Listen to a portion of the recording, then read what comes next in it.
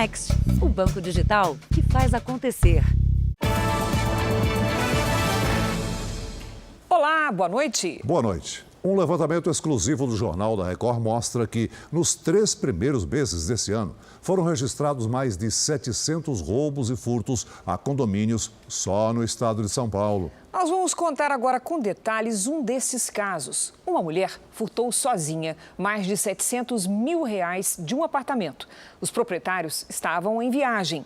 Ela se passou por moradora e conseguiu entrar sem levantar suspeitas.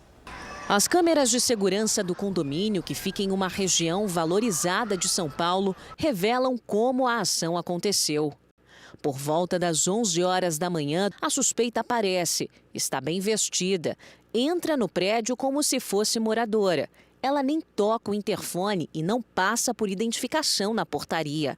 A mulher sobe até o 6º andar e arromba a porta de serviço do apartamento desta moradora, que estava em viagem com a família. Eu não posso deixar de falar que realmente é alguém do prédio, né? Não tem como não falar. Não tem alguém que trabalhava, não tive nenhum prestador de serviço aqui dentro da minha casa. A suspeita veio direto para o quarto do casal e, chegando aqui, ela arrebentou o batente do guarda-roupa tentando achar algo como um cofre, por exemplo. Não encontrou, mas abriu as portas e encontrou essas 2 gavetas trancadas. Ela forçou e conseguiu abrir. Aqui dentro tinham joias e dinheiro. Tudo foi levado. Ela também furtou as joias que estavam nessa caixa aqui. A gente pode ver que está vazia. Ela fez a limpa. Agora, uma curiosidade é que os computadores e o tablet da família ficaram, não foram levados. Uma forma dela não ser rastreada, segundo a polícia. A suspeita ficou mais de 2 horas no apartamento e saiu levando dentro de bolsas que também foram furtadas mais de R$700 mil em joias e dinheiro. São 20 apartamentos e ela veio na minha casa. Então a pessoa sabia que eu estava viajando e aonde eu acho que tinha as coisas, ela foi no meu quarto. O caso foi registrado nesta delegacia, que agora trabalha para identificar a mulher responsável pela invasão. Ela seria apenas uma parte da quadrilha. Todos os funcionários do prédio que estavam no momento do furto foram dispensados e já prestaram depoimento. Dados obtidos via Lei de Acesso à Informação pelo Jornal da Record mostram um aumento no número de roubos e furtos a condomínios no estado de São Paulo. Só nos 3 primeiros meses deste ano, 714 crimes contra prédios foram registrados, 2,3% a mais do que no mesmo período do ano passado. Este especialista em segurança em condomínios explica que os prédios precisam investir em prevenção e aumentar a rigidez no controle de visitantes. Nós temos que trabalhar com a prevenção na parte de segurança privada. Sistemas bem dimensionados, câmeras de segurança, controles de acesso ali, por exemplo, portões duplos, porque quando você abre um portão, para gerar uma condição de abertura do outro interno, porque aí você tem ali um controle maior, procedimentos escritos, regrados e o treinamento dos homens. A Polícia Civil de Goiás realizou hoje uma operação contra suspeitos de aplicar golpes via Pix.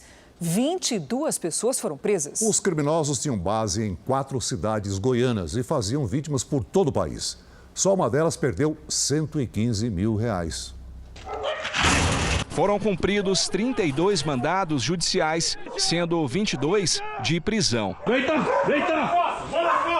Segundo a polícia, todos os presos fazem parte de uma quadrilha que aplicava o golpe do Pix. Os investigados são de cidades da Grande Goiânia, mas o golpe era aplicado em vítimas de todo o Brasil.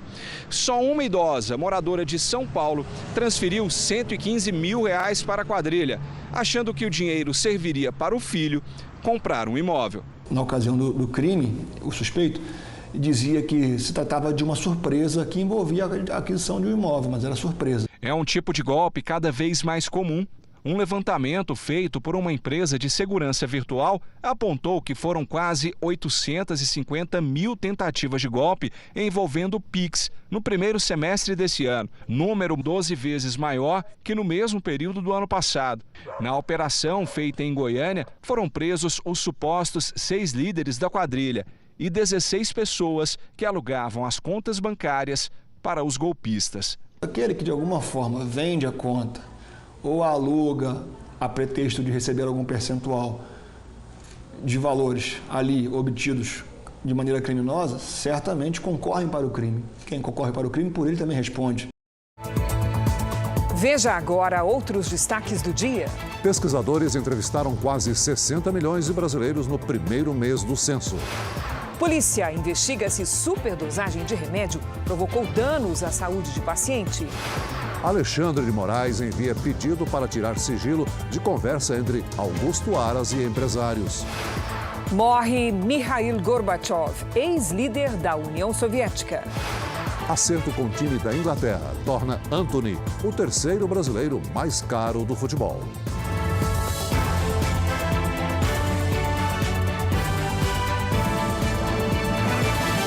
Oferecimento. O Pix no Bradesco está ainda melhor. Experimente.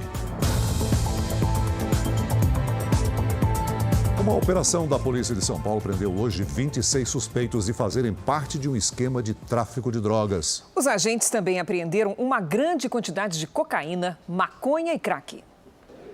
A operação mobilizou 120 policiais. De madrugada, as equipes saíram para cumprir 35 mandados de prisão e outros 30 de busca e apreensão em Poá, Mogi das Cruzes e Suzano, na Grande São Paulo, e num bairro da capital paulista.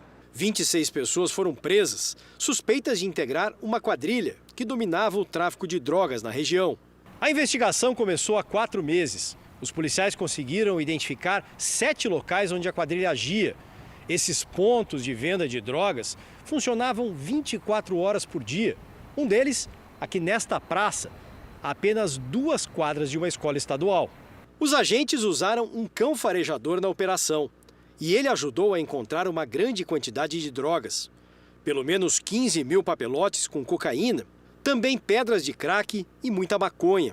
A polícia apreendeu ainda celulares, computadores, dinheiro e um carro. Um dos suspeitos tinha uma arma. Em um dos locais, os agentes encontraram anotações que seriam parte da contabilidade dos traficantes. Em apenas uma semana, o faturamento de um ponto de venda teria chegado a quase R$ 22.600. O movimento de compradores era intenso. Fazendo uma conta básica, ao longo da semana dava mais de 1.000 pessoas, aproximadamente 1.000 pessoas. Ao longo do mês, mais de 4.000 pessoas. Então, só por essa conta básica hipotética dá para ter uma noção dessa organização desmantelada. Os presos foram indiciados por tráfico de drogas e organização criminosa, e a participação em outros crimes ainda é investigada. A polícia procura por 9 suspeitos que estão foragidos. A justiça tornou réu o diplomata alemão suspeito de assassinar o companheiro no Rio. O problema é que ele foi solto depois de conseguir um habeas corpus e voltou para a Alemanha. Imagens divulgadas agora mostram a vítima poucas horas antes de morrer e levantam novas suspeitas. São as últimas imagens do belga Walter Maximilian Biot com vida. Ele tinha 52 anos. A gravação, feita por câmeras de segurança do prédio onde Walter morava com o cônsul alemão Uwe Herbert Hahn, o mostra saindo para passear com o cachorro. Walter aparece com dificuldade para caminhar e cai de joelhos no corredor que dá acesso à garagem. Segundo a polícia, 7 horas depois desse registro, o companheiro de Walter, o cônsul alemão, teria ligado para o porteiro alertando que o belga estava passando mal.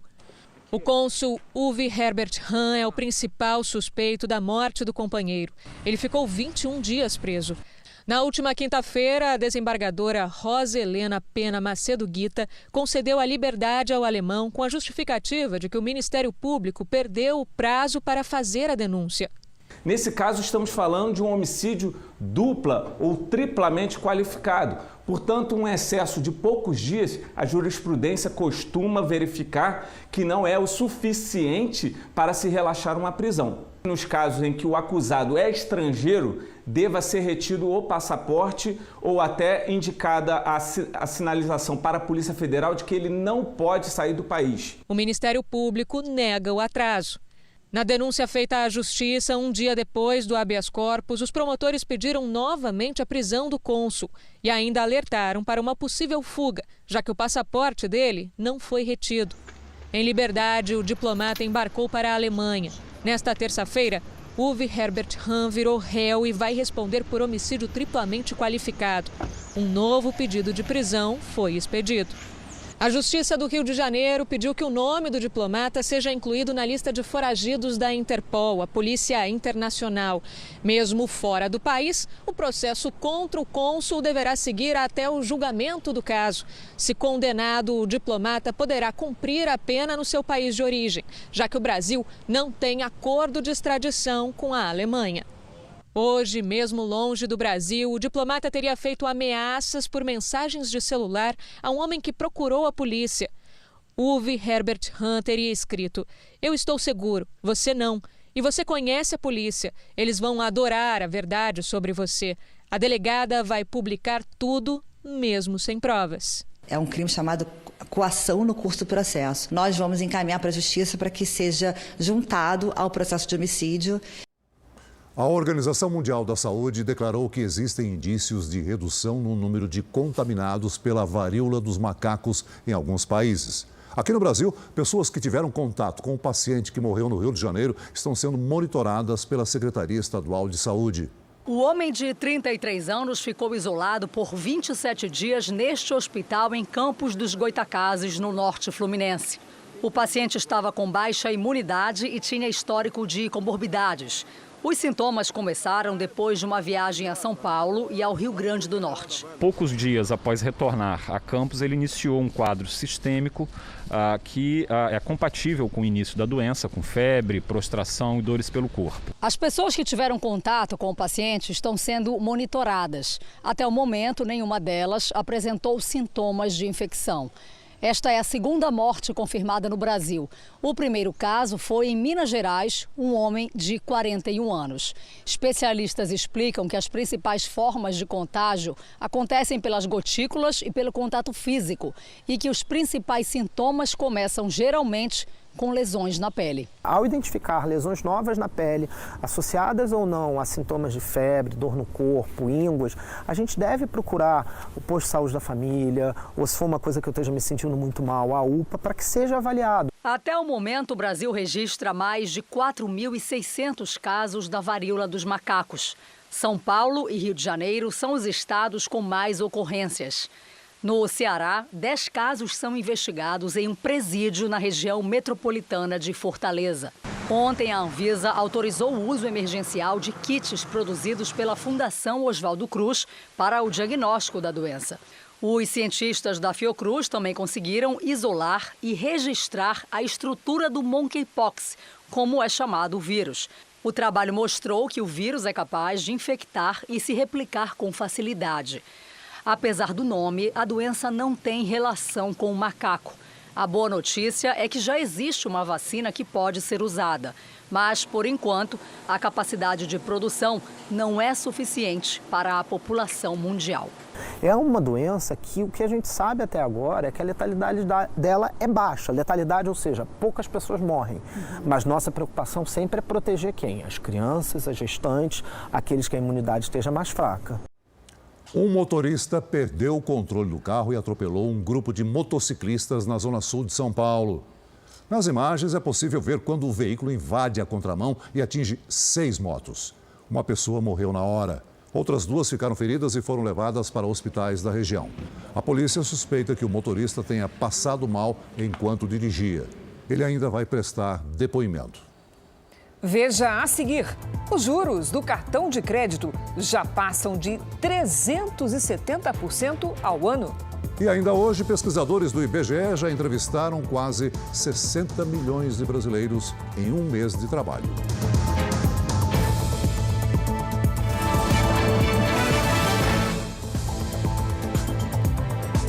Quase 80% dos brasileiros têm algum tipo de dívida. Uma das mais perigosas é com cartão de crédito. Isso porque os juros, para quem não consegue pagar a fatura inteira, chegam a 370% ao ano, segundo o Banco Central. E a pessoa, muitas vezes, acaba ficando com uma dívida muito maior. A vida apertou. E faz quase 4 anos que a Maria José não consegue pagar o cartão de crédito, que era usado para as despesas do filho, que tem paralisia cerebral. Daí a dívida foi nas alturas. Era R$ 1.300. A última vez que você... A última vez que eu acho que não tem 3 meses que eu tentei entrar em contato com eles e eles falaram que estava 18 mil e, se eu não me engano, 18.600. Os juros que destroem as contas da Maria José são chamados de rotativo e estão entre os mais caros do mercado. Valem para quem paga a conta parcial ou fica inadimplente com a fatura do cartão de crédito. Os juros do rotativo sempre foram considerados uma bomba, só que agora eles subiram demais. Puxado por uma outra taxa de juros, a da Selic, que está em alta. O rotativo passou dos 370% ao ano. Não há bolso que resista a isso. Veja o que acontece com quem deixa de pagar durante 1 ano uma fatura no valor de R$1.000. Nós temos 2 cenários. O cenário em que a pessoa paga o mínimo, que corresponde a 15% da fatura, o mínimo. Nesse caso, o valor de R$1.000, no final, se transforma em aproximadamente R$2.000. Agora, se ela não pagar nada, porque as contas ficaram da situação mais complicada, um juro desse? Então, se ela não pagar nada, 0, o valor da fatura vai para praticamente R$4.000. O cartão de crédito é uma ferramenta para ajudar as pessoas a organizar a vida financeira, mas ele não é uma ferramenta para conseguir dinheiro emprestado. O especialista dá a dica para quem está devendo: negociar. Tentar, junto à instituição, parcelar, transformar esse rotativo em uma dívida pré-fixada. Se você já pré-fixar, esse juro ele vai cair pela metade. E aí vamos para outros passos. Existe no mercado crédito que são créditos mais baratos. Quando você pega aquele crédito dito pessoal, nós estamos falando de um juro que vai ser algo em torno de 70% ao ano. É o que a Maria José quer, negociar e, com isso, limpar o nome. O mínimo que um pobre tem que ter é pelo menos o nome. Um dia, quem sabe, eu consigo ter meu nome de volta. O ministro do Superior Tribunal de Justiça, Luiz Felipe Salomão, tomou posse como Corregedor Nacional de Justiça. Integrante do Superior Tribunal de Justiça desde 2008, Salomão ocupará o posto até 2024. A Corregedoria recebe e processa reclamações e denúncias contra magistrados e executa políticas públicas voltadas para o bom desempenho dos tribunais. A cerimônia de posse, realizada na sede do Conselho Nacional de Justiça, em Brasília, reuniu os presidentes da República, Jair Bolsonaro, da Câmara dos Deputados, Arthur Lira, do Senado, Rodrigo Pacheco, do Supremo Tribunal Federal, Luiz Fux, e do Tribunal Superior Eleitoral, Alexandre de Moraes. Terça-feira de ventania em boa parte do Brasil. Em Belo Horizonte, as rajadas passaram de 90 km por hora. E o vento gelado fez Salvador ter a tarde mais fria do ano, com 24 graus. Já está conosco a Lidiane Sayuri. E aí, Lid, boa noite. Quer dizer que a frente fria já chegou lá na Bahia? Sim. Ela é a culpada por isso, viu, Cris? Boa noite para você, Celso. Boa noite a todos. A frente fria que passou pelo Sudeste já chegou a Sergipe e permanece por lá nos próximos dias. A chuva constante pode causar alagamentos e deslizamentos entre o sul da Bahia e Pernambuco. Entre o norte do Maranhão e o norte do Amazonas, previsão de pancadas isoladas.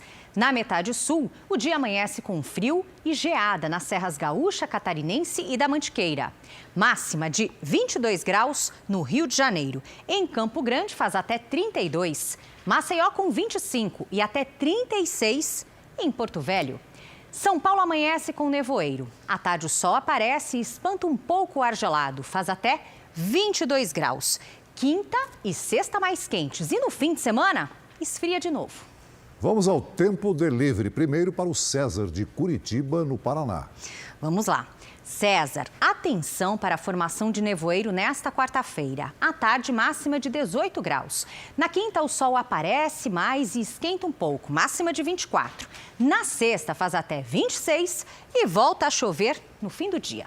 Agora nós temos o pedido do Bruno de Ipatinga, Minas Gerais. Vamos lá. Bruno, seguinte, os próximos dias seguem com muitas nuvens e sensação de frio, principalmente ao amanhecer e também à noite. Nesta quarta faz 25 graus, na quinta e na sexta até 26. Faça como eles e participe aqui do nosso Tempo Delivery pelas redes sociais. Mande uma mensagem com a hashtag #VocêNoJR. Cris, Celso. Obrigada, Lidy. Boa noite, Lidy. Ainda nesta edição, a cada minuto uma pessoa é vítima de furto em São Paulo. E também, atacante Anthony é vendido ao Manchester United na terceira maior negociação de um jogador brasileiro.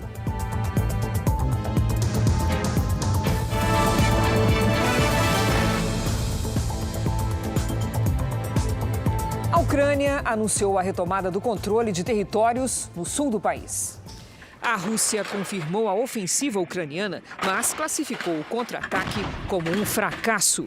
O presidente Zelensky da Ucrânia se reuniu em Kiev com a delegação da Agência Internacional de Energia Atômica.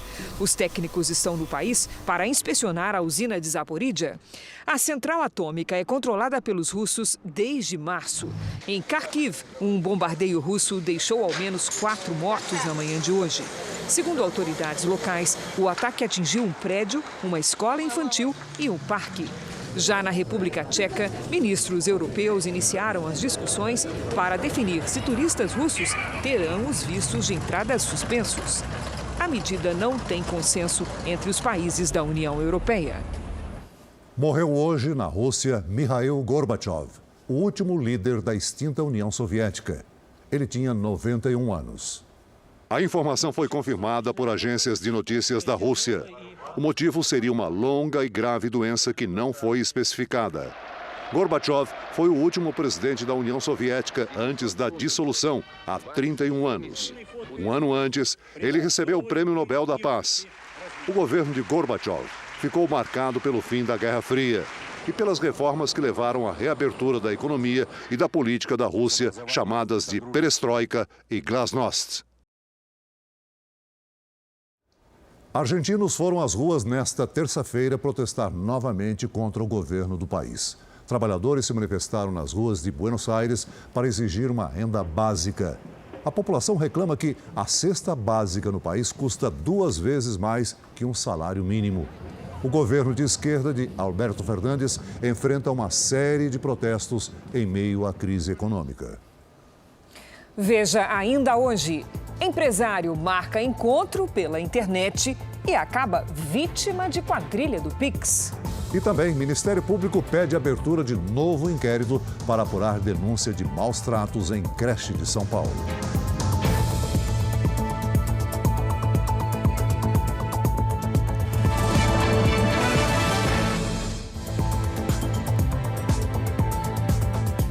Mais de 30 pessoas morreram durante protestos violentos no Iraque. Em meio a uma crise política, as manifestações se intensificaram com a saída do líder xiita al-Sadr, que desistiu de tentar formar maioria no parlamento para governar o país. O ex-líder fez um apelo aos apoiadores para que encerrem os protestos. Pediu também para deixarem a região do Palácio do Governo, que foi invadido. Por causa da violência no país vizinho, o Irã fechou as fronteiras com o Iraque.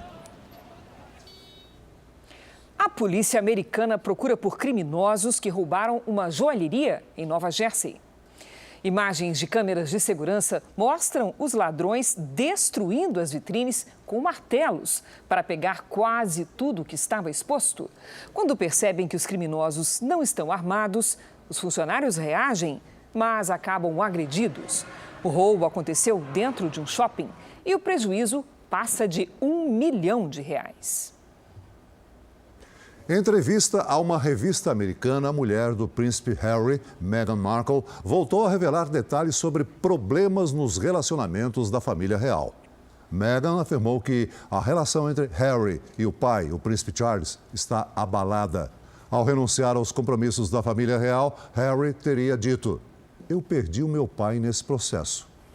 Questionada sobre relacionamento futuro com a família real, Meghan respondeu que o perdão é importante e exige muito esforço. Ela afirma que fez esse esforço.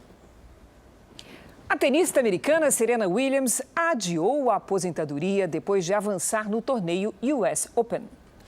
Serena foi aplaudida por mais de 20 mil torcedores ao passar para a próxima rodada. Muitas celebridades assistiram à partida, que seria a despedida de Serena Williams das quadras. A tenista disse que esse torneio será o último campeonato que vai disputar. Serena usava um vestido com diamantes. O Jornal da Record faz uma pausa para o horário eleitoral. Na sequência, nós voltamos com uma reportagem especial sobre um casal que perdeu R$4 mil em um carro de aplicativo. O fim dessa história você vai ver depois do horário eleitoral aqui no JR. Até já!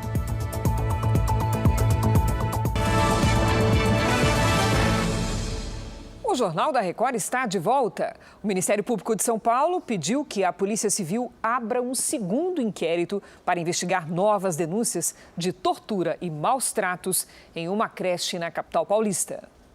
Os promotores determinaram à polícia que apure se 34 novas denúncias são verdadeiras. As queixas foram feitas por pais de alunos em março, quando o caso veio à tona, mas não foram esclarecidas na época. As irmãs Roberta e Fernanda Serme, donas da creche, e Solange Hernandes, funcionária da escolinha, são acusadas de tortura, maus tratos, associação criminosa, perigo de vida e constrangimento. Elas estão presas na penitenciária de Tremembé, interior de São Paulo. A funcionária responde em liberdade. Todas negam as acusações. Ao abrir uma nova frente de investigação, o Ministério Público quer descobrir se outras pessoas participaram das supostas torturas aos alunos da creche de maneira direta ou por omissão. Isso significa que as professoras que no primeiro inquérito foram ouvidas como testemunhas, agora serão investigadas. A família a qual eu represento, ela vê de extrema importância esse desmembramento do inquérito, essa continuação das investigações. O relatório final do primeiro inquérito, com 170 páginas de depoimentos de testemunhas, detalhes da rotina da escola, fotos e documentos, conclui que Roberta e Fernanda não apenas executavam os atos de tortura, como também exerciam o comando das ações. O documento diz ainda que as crianças ficavam muito doentes porque Roberta mandava servir a comida num único prato e compartilhava os talheres, o que aumentava a transmissão de infecções. E muitos ficavam sem comer no final da tarde porque não havia comida para todos os alunos.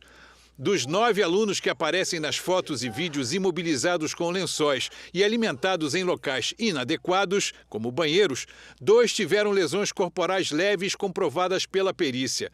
A defesa das irmãs Roberta e Fernanda Serme não concorda com a abertura do novo inquérito e ainda não teve acesso às informações dele. A defesa da funcionária Solange Hernandes não foi encontrada.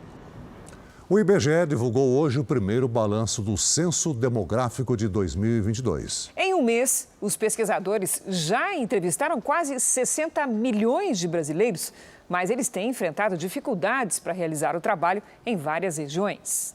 Caminhar pelas ruas, bater de porta em porta em busca das informações que vão compor um retrato atualizado da população brasileira. O censo é fundamental para que os governos brasileiros possam formular políticas públicas. A rotina de entrevistas começou em 1º de agosto. Em geral, a população está sendo bem receptiva, mas tem pessoas ainda que acabam recusando. Os recenseadores do IBGE já contaram quase 60 milhões de brasileiros. A estimativa é de que sejam contados cerca de 215 milhões de pessoas. Em geral, eles são bem recebidos, mas já houve casos de violência, como neste vídeo gravado no Rio.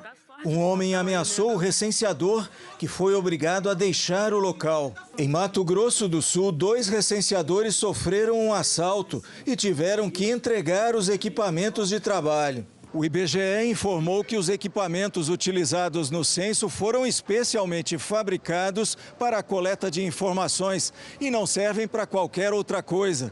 Eles não são smartphones e não têm nenhum valor de mercado. Além disso, possuem sistemas de rastreamento, apagamento e bloqueio das funções e do conteúdo. Os dados são criptografados e transmitidos logo após as entrevistas. Estão em campo hoje mais de 144 mil recenseadores. Segundo o IBGE, 6.500 entrevistadores desistiram do trabalho. Em Santa Catarina, apenas 64,8% das vagas estão preenchidas. Responder à pesquisa do censo é obrigatório, mas 2,3% dos domicílios brasileiros recusaram a entrevista. Os recenseadores são orientados a retornar até 4 vezes ao local, em caso de recusa ou ausência dos moradores. E quem tiver dúvida ao receber a visita, pode confirmar a identidade do funcionário do IBGE pelo crachá, que tem um QR Code. Eleições 2022. Brasília e São Paulo foram o destino da maioria dos candidatos à presidência nesta terça-feira. Vamos acompanhar? Em um evento organizado em Brasília pela confederação que representa os setores de comércio e serviços, o presidente e candidato à reeleição pelo PL, Jair Bolsonaro, se comprometeu a manter a reforma trabalhista e estimular a geração de empregos. Bolsonaro também disse que espera uma redução dos juros no país. Eu acredito que a taxa de juros comece a cair. Nosso governo chegou a 2%, tem os prós e contras, está em 13% aproximadamente no momento. Eu acho que o melhor sinal é isso. Com deflação, acredito que a taxa de juros comece a cair, que passa a ajudar todos vocês. Na sabatina, Bolsonaro disse ainda que, se for reeleito, a intenção do governo é insistir na reforma tributária que está no Congresso Nacional. Outro objetivo é atuar no caminho de zerar o IPI, imposto sobre produtos industrializados, que vem sendo reduzido pela equipe econômica para melhorar a competitividade da indústria. No fim da tarde, Bolsonaro teve um encontro com cerca de 100 mulheres evangélicas no Palácio da Alvorada. Ciro Gomes, do PDT, também participou da sabatina. O candidato criticou a consolidação das leis do trabalho, a CLT, e disse que vai propor um novo código que mantenha direitos trabalhistas, mas corresponda ao mercado atual. Aos jornalistas, Ciro Gomes explicou o motivo para apagar uma postagem nas redes sociais, no qual dizia que o candidato Lula, do PT, estava a cada dia mais fraco. Não falei nada sobre estado de saúde, não. Eu só achei que aquilo ali era meio duro demais e podia dar má inteligência. O que eu estou falando é que o Lula perdeu a capacidade moral de enfrentar o Bolsonaro e a direita sanguinária no Brasil. Então, refraseando, é só isso que eu quis dizer. Soraya Tronic, candidata do União Brasil, foi a última a ser sabatinada pelos empresários. Ela prometeu desonerar a folha de pagamento, revisar a reforma da Previdência e ampliar a isenção do imposto de renda. A candidata voltou a defender o imposto único. A nossa proposta é a reforma tributária do um imposto só, em que nós iremos excluir 11 tributos federais e substituir por um imposto apenas. O candidato do PT, Luiz Inácio Lula da Silva, se reuniu em São Paulo com governadores e ex-governadores. Também participaram do encontro representantes de entidades ligadas a policiais. O assunto discutido foi a segurança pública.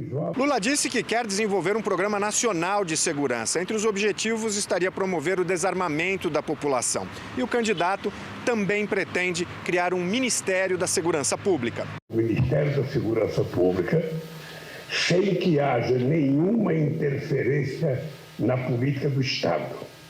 O que nós queremos é aumentar a participação da União sem interferir naquilo que é a obrigação dos Estados hoje. A candidata do MDB, Simone Tebet, fez caminhada no centro de São José dos Campos, interior de São Paulo. Tebet posou para fotos, comeu pastel e ouviu a população. A candidata disse que, se for eleita, vai manter o Auxílio Brasil e que pretende dividir a administração do programa com as prefeituras.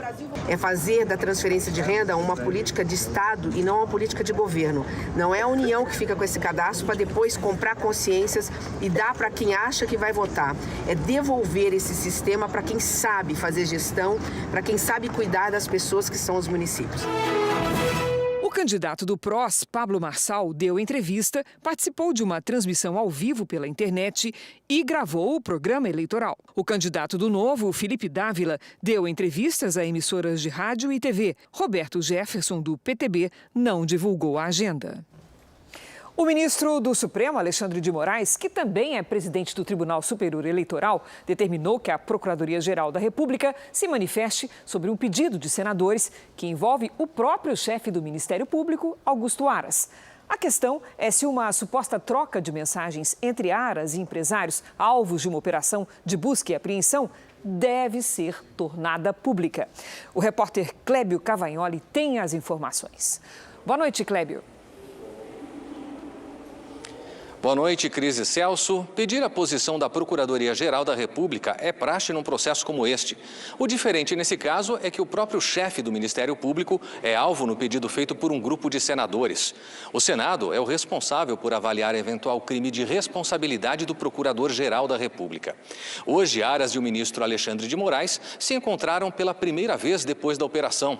Fontes do Tribunal Superior Eleitoral afirmaram que o convite de Moraes foi exclusivamente para uma conversa sobre as eleições, já que Augusto Aras também é o Procurador-Geral Eleitoral. Amanhã, o presidente do TSE receberá novamente o ministro da Defesa, Paulo Sérgio Nogueira. Será a segunda reunião em uma semana. Há pouco mais de um mês do primeiro turno, Moraes tenta melhorar a relação com as Forças Armadas. Cris, Celso. Obrigada, Clébio. O atacante Antony é o novo reforço do time inglês Manchester United. O canhoto da seleção é a terceira transação mais cara da história do futebol. Para ter o futebol do atacante revelado pelo São Paulo, o Manchester United vai pagar 100 milhões de euros, o equivalente a 507 milhões de reais, pelo câmbio desta tarde. Antony faz parte de uma geração de brasileiros de muito sucesso no exterior. Chegam com status diferentes na seleção brasileira. Ele chega como estrela, ele ia chegar como um jogador promissor, chega para brigar por uma posição de titular. Só nessa janela de transações foram negociados ainda Casimiro por quase 360 milhões de reais, Paquetá 304 milhões e Rafinha por 294 milhões de reais. Os valores de Antony ainda estão atrás dos números da negociação de Neymar, vendido pelo Barcelona ao Paris Saint-Germain por 222 milhões de euros, 1 bilhão e 125 milhões de reais nos dias de hoje, e de Felipe Coutinho. Desde que saiu do Brasil aos 22 anos, em 2020, Antony acumulou vitórias e prestígio. Canhoto, habilidoso, atacante que joga pelo lado direito do campo, Antony, na Holanda, conquistou 3 títulos nacionais. Foram 82 partidas, 25 gols e 23 assistências. Quem também festeja a transferência de Antony da Holanda para a Inglaterra é o São Paulo.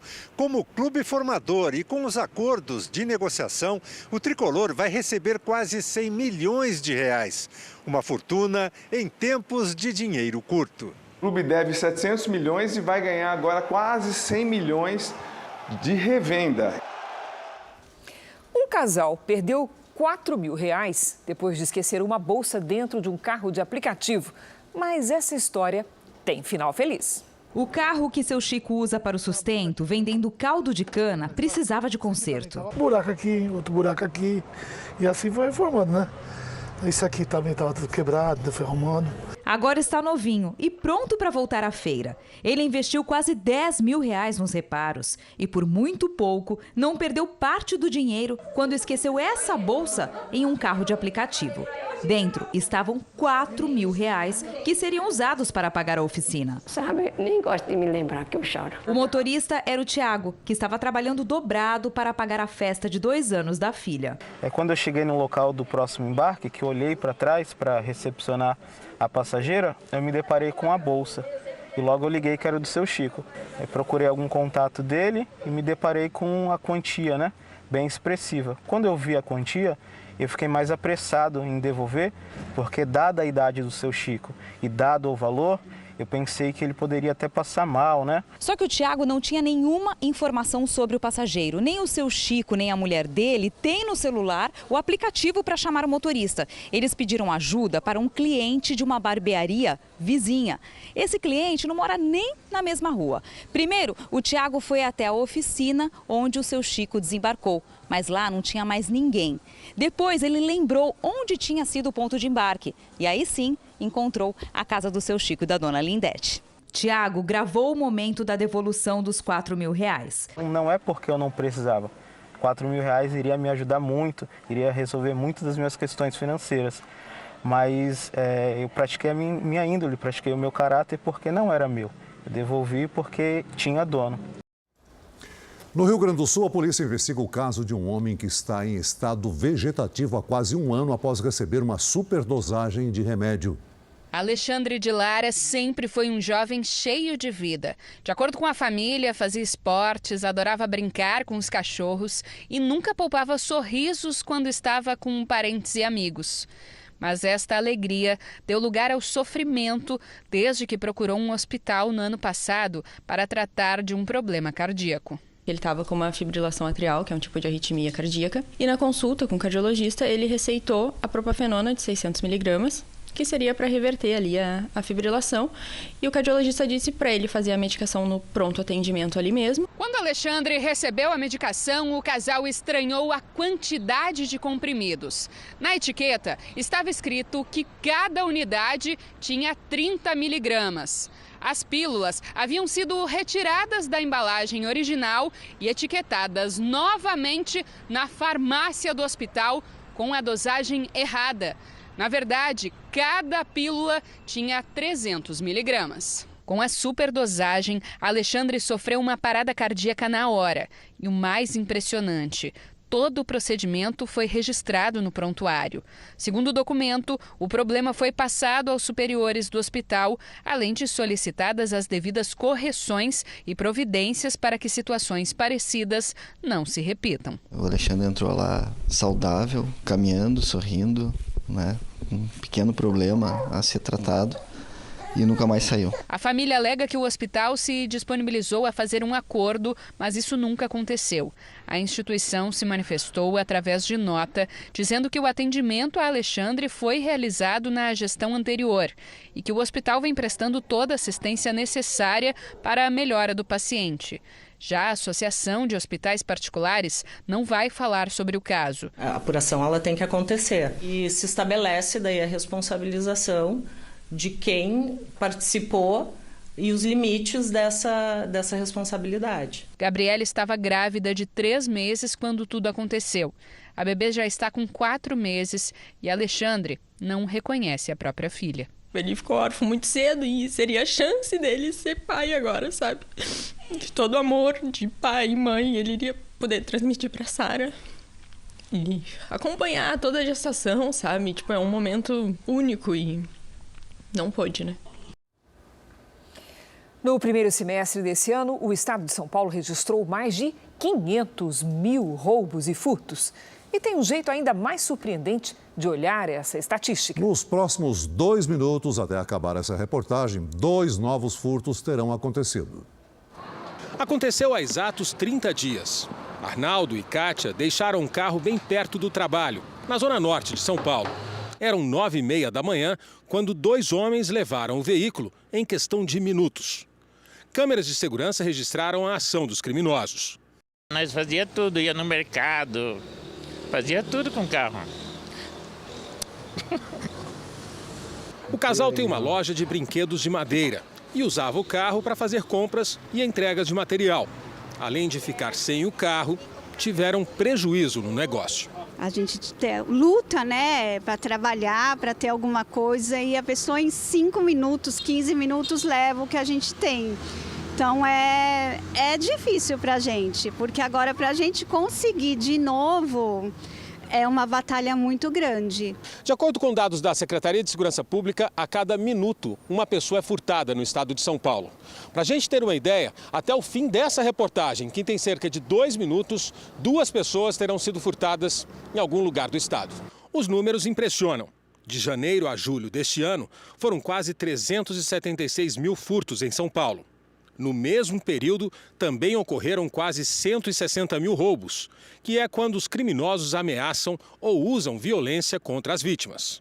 O único jeito de evitar a criminalidade é fazer com que efetivamente haja uma sensação de aplicação de penas, né? Não de penas alternativas, mas de penas rigorosas, como prisão, por exemplo, a esse tipo de crime.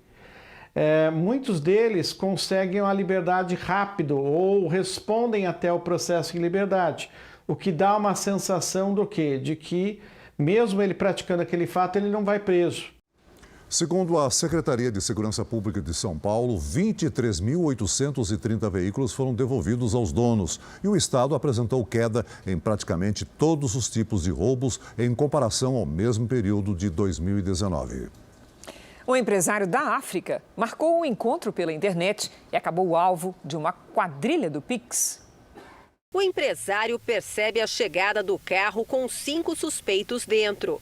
Ele tenta escapar, dá a marcha ré. Os criminosos atiram.